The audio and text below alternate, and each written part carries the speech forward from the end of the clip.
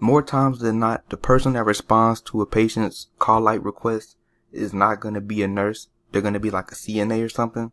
So that person has to go and get the attention of a nurse, and it would be more complicated if that nurse is already busy with another patient.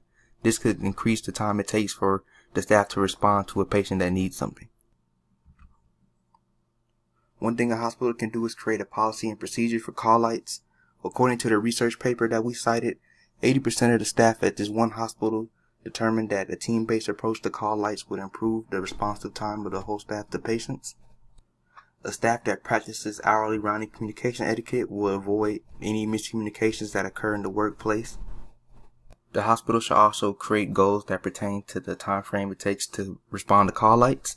Also, if you allow non-clinical staff to respond to call lights, that increase the number of people that's going to respond, and that should lower the time it takes to respond to call lights.